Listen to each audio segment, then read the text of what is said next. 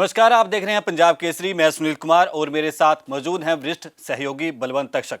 तक्षक साहब, हिमाचल में जैसे सरकार बनी, 1 महीने बाद कैबिनेट का गठन हो गया, मंत्रियों ने शपथ ले ली और अब सियासी तौर पर बवाल और सवाल उठने शुरू हो गए हैं।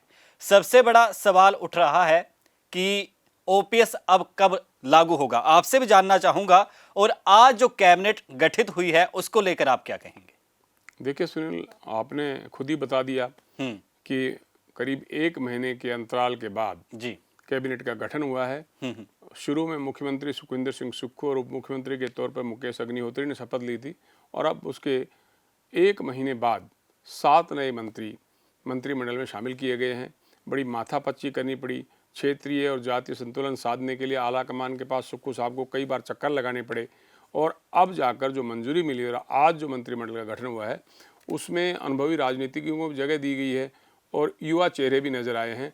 तो मेरे पास जो सुनी लिस्ट है जी। उसमें धनीराम सांडिल्य, चंद्र कुमार, हर्षवर्धन चौहान, जगत सिंह नेगी, रोहित ठाकुर, अनिरुद्ध सिंह और विक्रमादित्य सिंह को मंत्री के तौर पर राजभवन में राज्यपाल राजेंद्र विश्वनाथ आर्लेकर साहब ने जी। पद और गोपनीयता की शपथ दिलाई है, और अपने अपने उनको कमरे अलॉट हो गए सचिवालय में और उन्होंने अपना कामकाज संभाल लिया है। अच्छा, और अनुभवी प्रतिनिधियों के साथ साथ युवा विधायकों को भी कैबिनेट में जगह मिली है, तो क्या कुछ आप कहेंगे उस पर? मैं सुनील यही कहूँगा कि मंत्रिमंडल में जो भी विधायक शामिल किए गए हैं उनमें 2 से लेके और 6 बार तक विधायक चुने गए लोगों को जगह दी गई है। सबसे उम्रदराज जो मंत्री हैं वो धनीराम सांडिल हैं, जिनकी उम्र 83 साल है। वो तीसरी बार सोलन क्षेत्र से चुनाव जीतकर विधानसभा में पहुंचे हैं। पहले सेना में कर्नल रहे हैं, इससे पहले भी वो मंत्री रह चुके हैं। दूसरे जो प्रोटेम स्पीकर थे हमारे चंद्र कुमार, वो 6ठी बार ज्वाली से जीते हैं। 78 साल की उनकी उम्र है। हाल ही विधानसभा के शीतकालीन सत्र के पहले दिन उन्होंने सभी नवनिर्वाचित विधायकों को शपथ दिलाई थी, वे भी पहले मंत्री रह चुके हैं। तीसरे नंबर पर हर्षवर्धन चौहान हैं, 6ठी बार सिलाई क्षेत्र से चुनाव जीते हैं, मुख्य संसदीय सचिव रह चुके हैं पहले। इसी तरह जगत सिंह नेगी जनजाति क्षेत्र का प्रतिनिधित्व करते हैं, किन्नौर से 5वीं बार जीत के विधानसभा में पहुंचे हैं। उम्र उनकी लगभग 66 साल है। संसदीय सचिव पहले रह चुके हैं वो, और कांग्रेस के मुख्य सचेतक की भी जिम्मेदारी वो निभा चुके हैं। इसी तरह रोहित कुमार 4थी बार चुनाव जीते हैं, 50 साल के आसपास उनकी उम्र है। जुब्बल खोटकाई से आए हैं विधानसभा में, और इससे पहले भी मुख्य संसदीय सचिव रह चुके हैं। इसी तरह जो मेरे पास ये जानकारी है, अनिरुद्ध सिंह जो है वो करीब 46 साल के हैं, कसुम्पटी क्षेत्र से तीसरी बार विधायक बने हैं। युवाओं पर उनकी अच्छी पकड़ है। और विक्रमादित्य सिंह जो है वो सबसे छोटी उम्र के करीब 34 साल के हैं, दूसरी बार शिमला ग्रामीण क्षेत्र से विधायक चुने गए हैं। और आप जानते हो कि उनके पिता स्वर्गीय वीरभद्र सिंह 6 बार हिमाचल के मुख्यमंत्री रहे थे, और अब उनकी मां प्रतिभा सिंह जी इस समय हिमाचल प्रदेश कांग्रेस की प्रदेश अध्यक्ष है। तो ये छोटा सा मंत्रिमंडल है, अभी 7 विधायक इसमें शामिल किए गए हैं और अभी विस्तार की और गुंजाइश। जी। अच्छा, विस्तार की बात तो अब भविष्य में चलती रहेगी, और लगातार चुनाव भी लोकसभा के आएंगे तब भी गठन की बातें और फेरबदल की बातें कही जाती हैं। लेकिन सबसे बड़ा सवाल सीएम सुक्खू साहब के संबंध में भी आजकल लगातार सोशल मीडिया पे पोस्टें डाली जा रही हैं। जैसे नायक फिल्म थी, बॉलीवुड की काफी चर्चित फिल्म रही। ये फिल्म तब चर्चा में दोबारा आ गई जब दिल्ली में केजरीवाल सीएम बने, उन्होंने एक्शन लिए। अब सुक्खू साहब को हिमाचल में नायक के तौर पर पेशकश की जा रही है। लेकिन फिल्मों के संबंध में जो धरातल पर बात आती है वो आती है मंत्रियों और विधायकों की शिक्षा की। तो आपसे मोटे मोटे पर तौर पर मैं जानना चाहूंगा कि जो आज जो मंत्री बनाए गए हैं, अब आने वाले दिनों में विभागों का बंटवारा भी होगा, तो कौन सा मंत्री कितना पढ़ा लिखा है, आप बता पाएंगे? मेरे पास सूची तो है सुनील, उसमें देखिए जो सांडिल साहब हैं सबसे उम्रदराज विधायक हैं, वो सेना में कर्नल रह चुके हैं। अनुसूचित जाति से उनका ताल्लुक है। तो एक तरह से आप कह सकते हैं कि सैनिकों को भी खुश करने की कोशिश की, अनुसूचित जाति को भी। दूसरे चंद्र कुमार जो हैं वो MA MEd LLB हैं। हर्षवर्धन जो है BA LLB हैं। जगत सिंह नेगी BA LLB हैं पंजाब यूनिवर्सिटी से। रोहित ठाकुर BA हैं, और विक्रमादित्य सिंह दिल्ली यूनिवर्सिटी से इतिहास में MA तक की पढ़ाई कर चुके हैं। तो मैं समझता हूं कि मंत्रिमंडल पढ़े लिखे लोगों का है, और इनमें ऐसा भी कोई मंत्री नहीं है जिसपे कोई अभी तक कोई किसी तरह के कोई आरोप लगे हों। यानी कि एक साफ सुथरा मंत्रिमंडल है। उम्मीद करते हैं कि जनहित में ये अपनी तरफ से बेस्ट देने की कोशिश करेंगे। अच्छा, मंत्रिमंडल के संबंध में एक और बात मैं आपसे जानना चाहूँगा।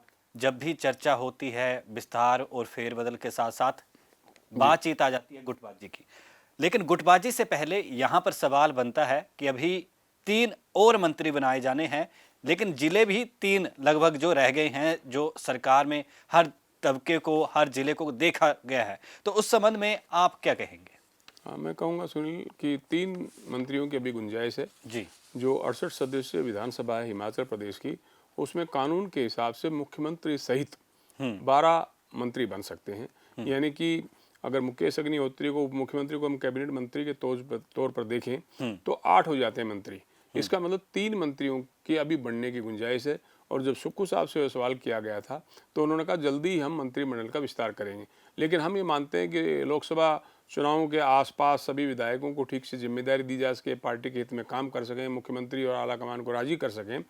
ये शायद पैमाना रहा होगा 3 मंत्रियों को अभी तक मंत्री पद खाली रखने का। जी। दूसरा मैं सुनील ये कहूँगा कि आपने कहा 3 जिले खाली हैं, तो मंडी, बिलासपुर और लाहौल स्पीति ऐसे जिले हैं जहाँ के विधायकों को मंत्रिमंडल में प्रतिनिधित्व नहीं मिला है। लेकिन अगर आप ये देखेंगे कि जिले वाइज तो पूर्ति नहीं हो सकती, लेकिन हिमाचल प्रदेश में 4 संसदीय क्षेत्र हैं, तो सबसे ज्यादा मंत्रिमंडल में प्रतिनिधित्व है तो शिमला जिले का है।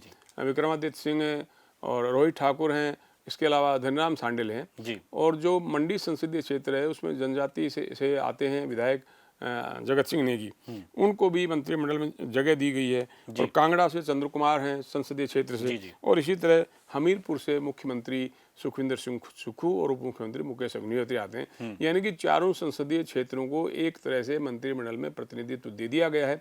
लेकिन फिर भी हर जिले के लोगों की इच्छा रहती है कि उनके जिले के किसी कांग्रेस विधायक को मंत्रिमंडल में जगह मिले, तो वो गुंजाइश अभी बाकी है। देखते हैं अपने मुख्यमंत्री सुक्खू साहब कब मंत्रिमंडल का विस्तार करते हैं और क्या इन जिलों को मंत्रिमंडल में प्रतिनिधित्व मिल पाता है या नहीं। या ये होगा कब तक आपको कब तक लगता है कि विस्तार की संभावनाएं? मैंने बताया ना कि मुख्यमंत्री से तो ये सवाल पूछा गया था और उन्होंने कहा हम जल्दी विस्तार करेंगे। लेकिन राजनीति में जल्दी के सुनील कोई मायने नहीं होते।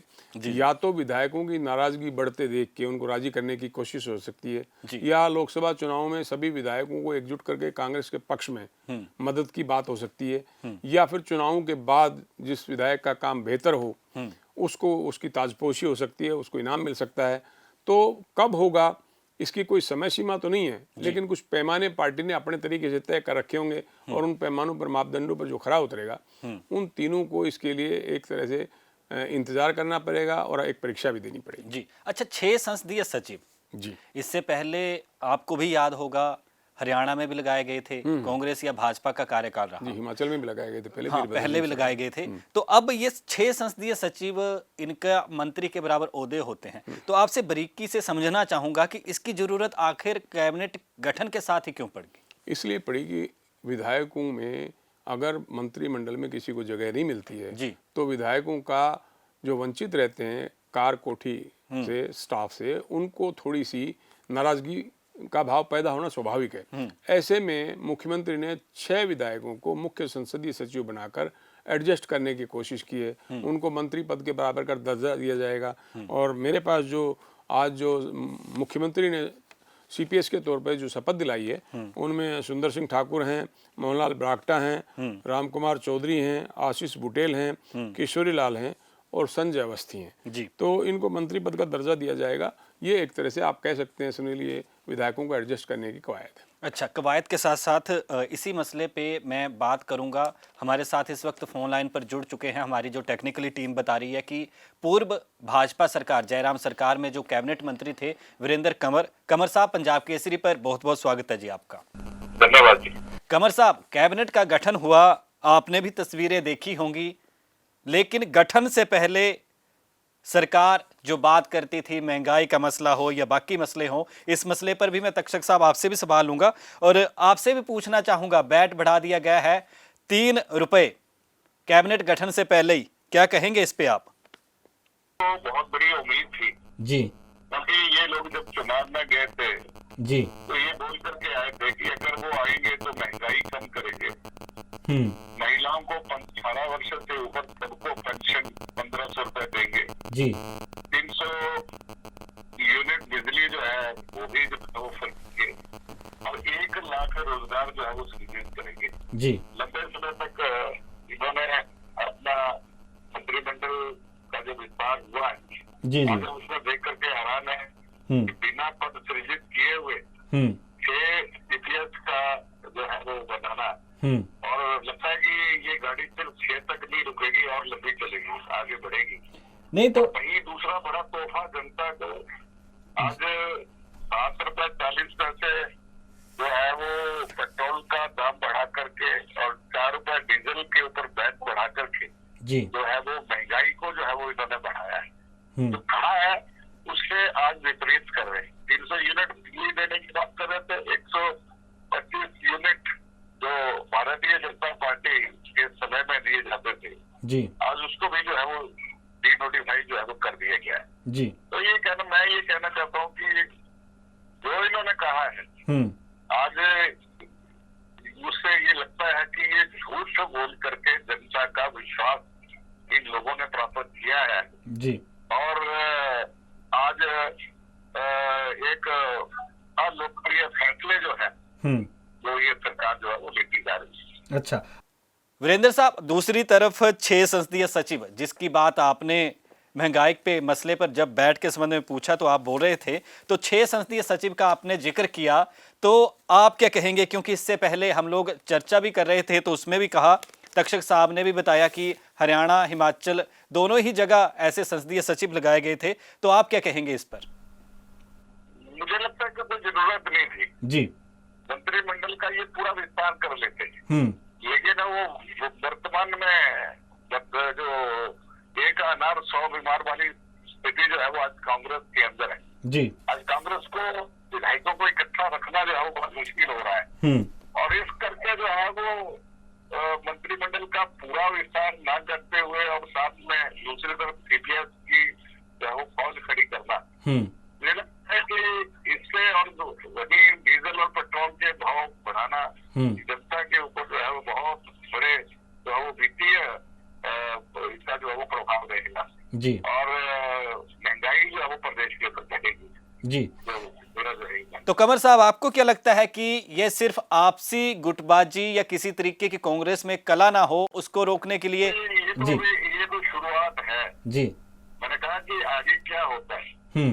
आज जो खबरें छन करके आ रही है कि कांग्रेस का एक बड़ा धड़ा जो है वो निराश चल रहा है जी। और वो निश्चित रूप से वो आने वाले समय में कुछ भी कर। तक्षक साहब, आपने भी सुना कि वीरेंद्र कंवर साहब ने तो सीधे तौर पर कह दिया कि एक अनार 100 बीमार, कांग्रेस में वो स्थिति बनी हुई है, लेकिन कुछ और विधायकों को आने वाले समय में क्या इस कला क्लेश को रोकने के लिए मुख्य सचिव लगाया जा सकता है? हाँ, हो सकता है, क्योंकि कितने मुख्य संसदीय सचिव बनाए जा सकते हैं इसकी कोई लिमिट नहीं है जी। ये तो मुख्यमंत्री ने तय करना है कि विधायकों की नाराजगी अगर पैदा होती है तो उनको शांत करने के लिए उन्हें कोई ना कोई पद देना पड़ेगा। तो मैं कहूँगा कि एक तो अगर ये मामला मुख्य संसदीय सचिव बनाने का अदालत में नहीं गया, बीजेपी या कोई दूसरी पार्टी का या कोई भी व्यक्ति इसको अगर अदालत में ले जाता है तो पूर्व के फैसले तो ये बताते हैं कि हाई कोर्ट से मुख्य संसदीय सचिवों को लगाने का फैसले के खिलाफ, यानी कि उनको हटाया गया है और फैसले सरकार के खिलाफ आते रहे, चाहे वो हिमाचल का मामला रहा हो चाहे हरियाणा का रहा हो। लेकिन इसके अलावा और बहुत से पद हैं सुनील जिन पे विधायकों को एडजस्ट किया जा सकता है, यानी कि कांग्रेस के 40 विधायक हैं, उनमें आपने देखा कि मुख्यमंत्री, उप मुख्यमंत्री और विधानसभा के स्पीकर कुलदीप सिंह राठौड़ और 7 मंत्री, यानी कि इस समय 10 विधायक तो एडजस्ट हो चुके हैं। 6 संसदीय सचिव बनाए गए तो 16 संसदीय, इनको मिला के 16 विधायकों को एडजस्ट किया जा चुका है जी। अभी एक विधानसभा उपाध्यक्ष का पद खाली है, मुख्य सचेतक पार्टी के और सचेतक का पद खाली है, इसके अलावा बोर्ड कॉर्पोरेशनों के चेयरमैन के भी बहुत सारे पद खाली हैं।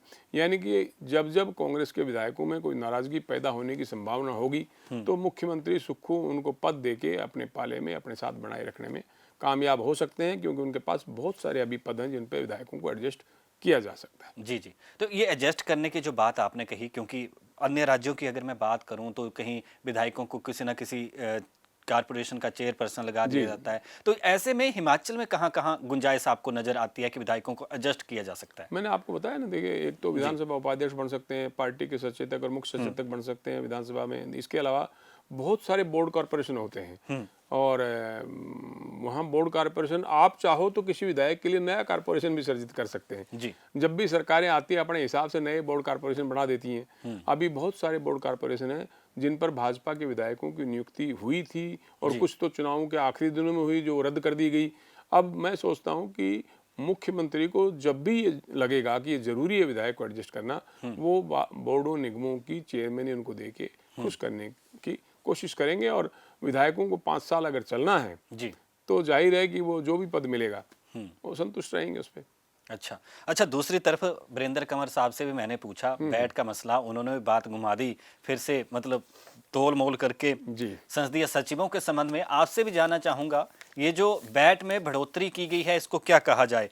क्या 1500 रुपये जो महिलाएं इंतजार कर रही हैं कि कैबिनेट की बैठक होगी, कैबिनेट गठित तो होगी है, या ओपीएस या और भी कई मांगे हैं, तो ये लोहड़ी का तोहफा समझा जाए या नए साल का गिफ्ट या महंगाई की मार?